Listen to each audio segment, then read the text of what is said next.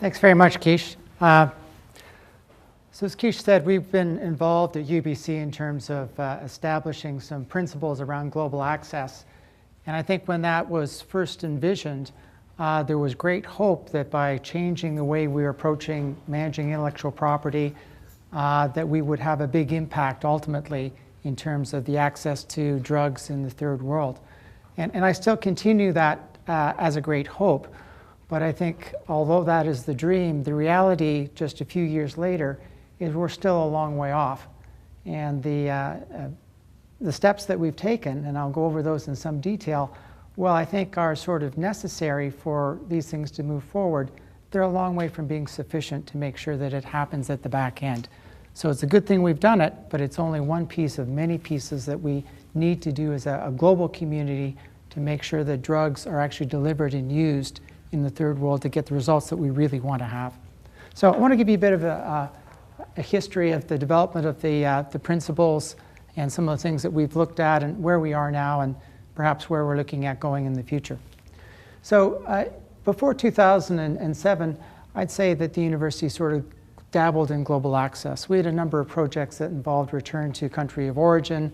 We were involved in some of the Gates programs with Bob Hancock and Brett Finley and others.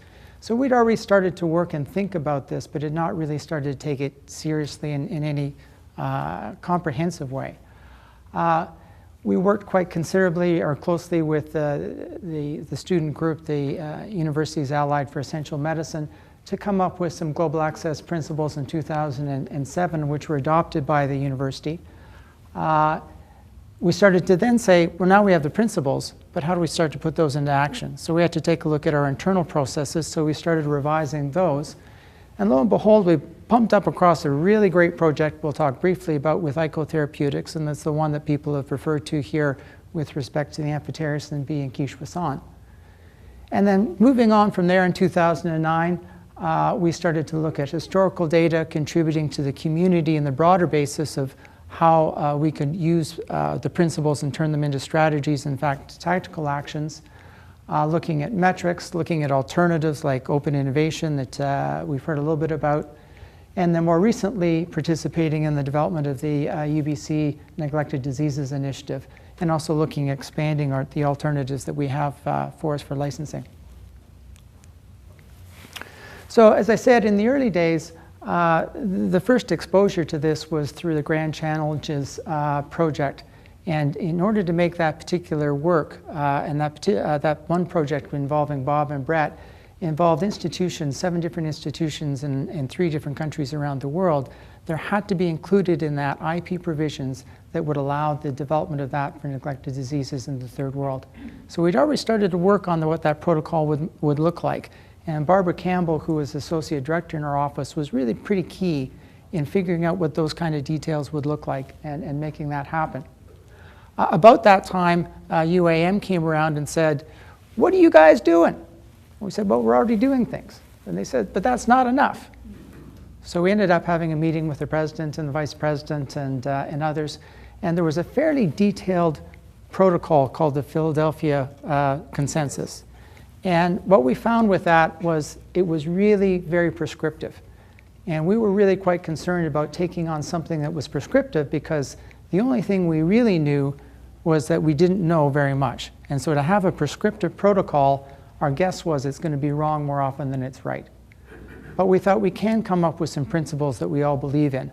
And so we set off to develop those principles. And this is what we came up with.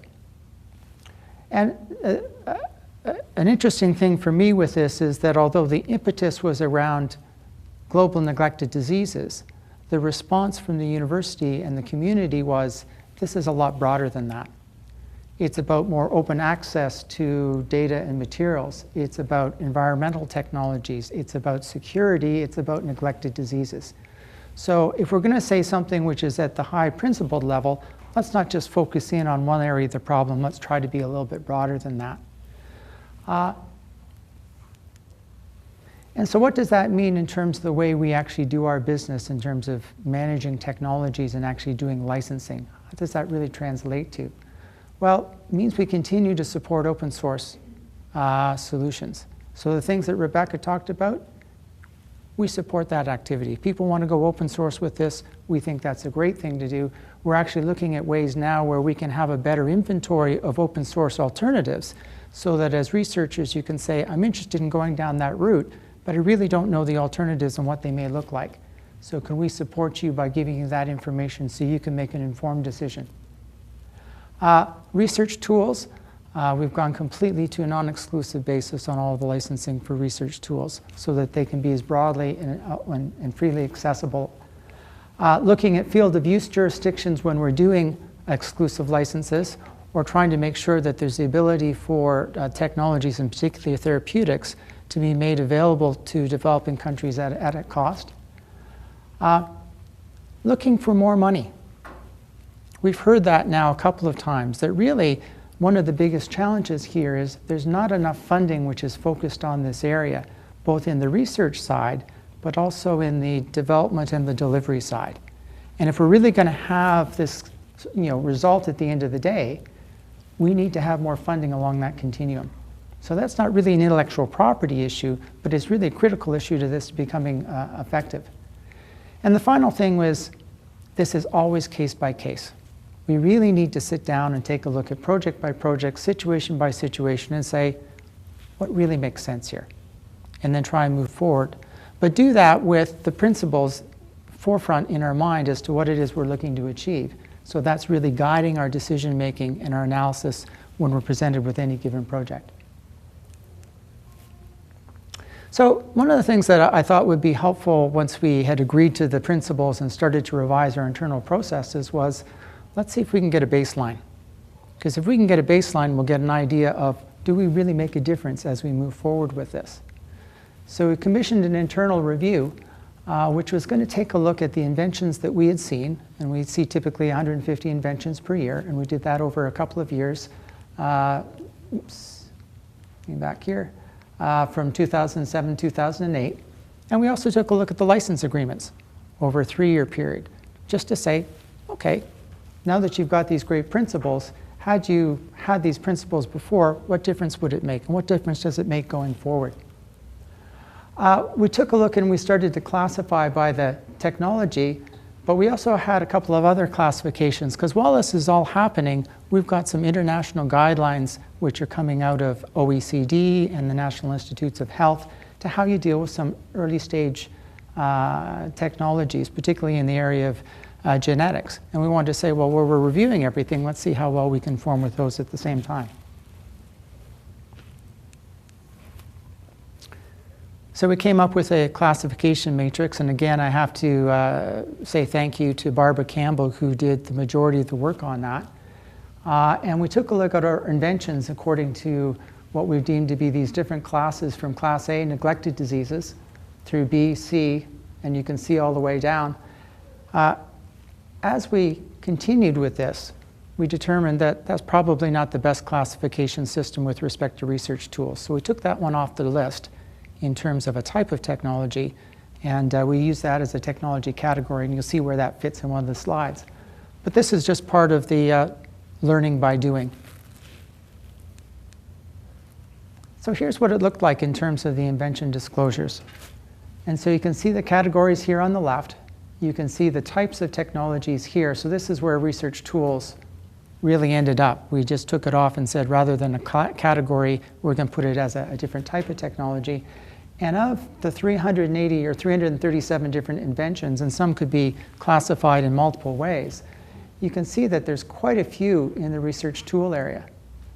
And that if you take a look at our global access categories, with neglected diseases being category A and infectious diseases predominant category B, this is the number of inventions that we were seeing. So that's close to 30.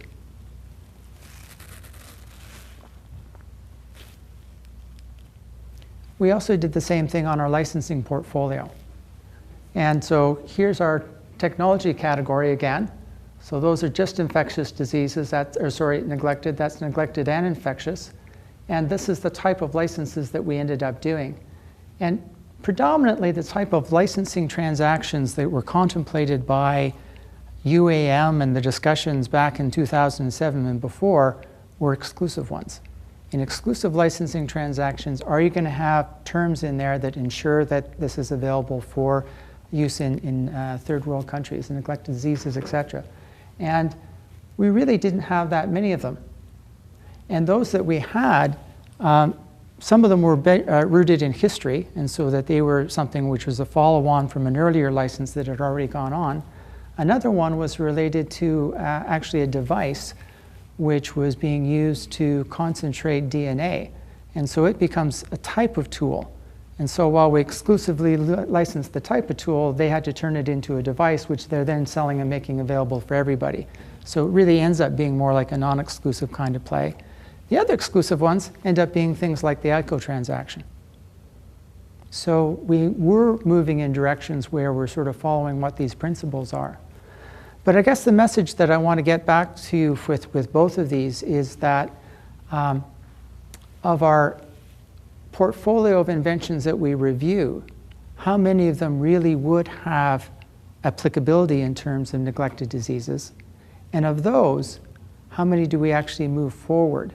And how do we move those forward? And when you start to cascade both of those things together, there's not that many technologies that fit. And of the ones that do fit and sort of move through the process to be developed, that's a very, very small number. And that led us to an observation to say, well, why aren't we seeing more? Why don't we get more technologies in this area? I mean, it's something that we all want to have and see and work with. And that took us back to the observation, there's not enough money going into the research, which is then going to lead to the technologies that we can apply these principles to. The principles are good. We need them there. We should be following them. But we really need to see if we can deal with some of this other issue about the funding as well. Some other observations for us. We found it a little bit difficult in creating that classification system and seeing how things would fit. We also saw that with the different types of guidelines that were out there between OECD and NIH and others, there's conflicting language in terms of those guidelines. So we said, are we living up to the various guidelines? Well, it was hard to do because the language in those guidelines themselves don't really line up. We thought it was really important for us now to start to move more towards the knowledge mobilization paradigm, which actually speaks more to the open innovation kind of thing, particularly in the early stage preclinical, pre-competitive space. So not try to be so proprietary as had been historically. And then we also thought that we need to collaborate more with other institutions. And the reason we had to collaborate more with other institutions is, if I'm only doing 1 or 2 transactions a year that really try to embody some of these principles, I got a really slow learning rate. Okay? But if I work with 10 institutions that are doing this, and we each do 1 or 2 a year, and we combine our knowledge around this, then all of a sudden we've got better ideas of what works and what doesn't work. So we thought that was an important observation from what we'd seen. So what did we do then in terms of participating in some of these broader initiatives? Well, we were very heavily involved actually with the development of the Statement of Principles and Strategies for Equitable Dissemination of Medical Technologies. This came out of a group that was really led largely by Yale and Harvard. I was at the initial meeting with this. We worked in terms of the development of the strategies. It's now been endorsed by 25 institutions, and it comes up for review in November of this year. Something that's of interest, I think, to this in terms of the UBC approach, when the draft was ready to go, they wanted to pronounce it. And they said, will you get your senior executives buy into this? And I said, well, I'm happy to take it to the senior executives, and I'm 100% sure I can get their buy into it, but I don't think we want to get their buy-in without getting the community consultation. And they said, we don't want to go out to the community, we just want to announce it. And we said, well, announce it and go ahead with that. We need to have a community consultation process here. And so we did that. So it was announced in November. The consultation at UBC took place during December. I got all of 12 comments back from the community. They said, this is a great thing, we should be doing it. And in January, we signed it. But it just signaled to me an interesting approach that was taken by some of the colleagues in other institutions to say, don't go to the community and ask, let's just make a proclamation. We've also then participated with AUTUM, which is the Association for University Technology Managers, in putting together a toolkit which involves different techniques or strategies and legal arguments and documents and language that can be used for this. Because again, if I'm only doing 1 or 2 transactions a year, how do I know what's the best use of language? And so if we can put all of this in a toolkit, we can sort of understand, well, look, this is a similar type of transaction, and this has just been done by Berkeley. I can go and look and see how that was structured. I can pull that information out, and that helps sort of an internal knowledge transfer for us on that activity. And then we also participated with UIM on their Access Metrics project, because they were interested in measuring how well the institutions are living up to these types of promises. That's only been run once so far. They haven't produced a report on it. And when they do produce a report, if they do produce a report, it's coming. Thank you. I think it's not going to be that informative because the dates that they were looking at were really historic. And so a lot of institutions had signed up to the principles, and that the data that was being collected was sort of the year before the principles. The questions you're asking, we hadn't agreed to yet, but we'll look better in subsequent years. At the university level, I hope you all know that we have a university-wide strategic plan called Place and Promise. One of the elements of Place and Promise is the research element and the goal to be a world leader in knowledge exchange and mobilization. But right in there, extend the multiplicity of knowledge exchange channels such as global access licensing. So we wanted to make sure that this kind of language got it right into the strategic plan, which sort of gives us overall guidance to the direction of which we're moving forward. In terms of our own practices, we thought it's important to share what we know and make it as openly accessible to people as we can. We've got material up on our website. Our annual report includes story profiles and some summary statistics on what we've done in global accessing. We put together a wiki, which allows us to collect information and make that a little bit more available, with at least inside our own organization, as to how these approaches are made and the different organizations involved.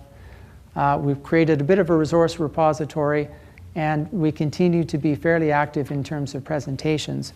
So we're out talking about what we're doing. We're trying to get more people involved. I think it's fair to say that UBC has been fairly active in this and is recognized beyond just in Canada, but in North America, being sort of a leader, at least in the approach. But in terms of our reality, we're just learning by doing. And of course, we have the deal that we've heard a little bit of so far, which involves Quiche-Wasson and the reformulation of amphotericin B. It's a really neat one because it has a first world application, which is where the company is going to make air money. And it's got a third world application, which is different, which is where we're going to get the big social bang out of this in terms of the neglected diseases. And so, unlike other potential projects where we have one application and can we get first world development and then apply it at cost at third world, this one bifurcates that quite nicely, and it made it quite easy transaction for us to do, and the company has been tremendous with that. It's also led to an ongoing partnership with the new research chair and a collaboration with Gates and Gates-funded partners. And then finally, we moved into supporting the Neglected Global Diseases Initiative. And this is just realizing that the intellectual property piece is just one piece in a longer chain. And we really need to be, as an institution, understanding that longer chain and supporting that longer chain. And can we get the people that are actually out in the field and understanding the environments where this is going, talking to the people that are doing policy work here, they're talking to people that are doing drug development, because all of these things have been happening in isolation. And we really don't get results through unless we understand the broader chain and how that works. And so this has been up now for a better part of a year, and it's still, I think in its early stages, but is growing, growing by the day in terms of the commitment of the individuals involved, and certainly the institution, and looking at more opportunities for this to grow. So, closing observations. I think a lot comes down to the money. there hasn't been, in our estimation, enough money going into the research and the development and delivery side of this to make a big difference. That's the next thing we really need to really tackle to make a big difference in what's happening here. The licensing is just a small piece of this. Do we have to get it right? Of course we have to get it right. In the open access principles in the early stage, the reservation of rights for third world use, etc., are a really important thing to do. But at the end of the day, if that's all we've done, we haven't done enough. We're not going to get the solutions based on that. When we do put new licensing terms in, as we've done with icotherapeutics, in many cases, the time for us to realize the results of that are 10 to 15 years out, because that's how long it takes for the drug development and regulatory approval process to work in the first world. And so if we're waiting for that to happen, and we're hoping for results tomorrow, we're not going to see results tomorrow, just based on those kinds of projects. So it's just setting some realistic expectations in terms of how important and how the licensing aspect will be to seeing real results in real time. While we were doing this over the last few years, the venture capital industry, and this isn't just in Canada but almost worldwide, and the biotech industry has virtually collapsed. The venture capital industry, which is critical to putting money into doing drug development, last year their investments were at the same level as 1994. There's very few people that we can talk to in the Vancouver area that have any money for drug development. So even though we've got the license with ICO, can ICO get the money to do the development? They can. They've been lucky around some of this. But it's another challenge to say that, again, having a licensing transaction right is only one step. But with the challenges in the biotech and the VC sector, that slowed down the drug development process substantively. Currently, there's not enough volume of technology for any single institution to understand how to do this. So this is where we have to bind together with other institutions so that we can learn from each other to build up a collective body knowledge which is sufficient enough for any of us to act when we see something new and unique. And finally, the technology is the easy part.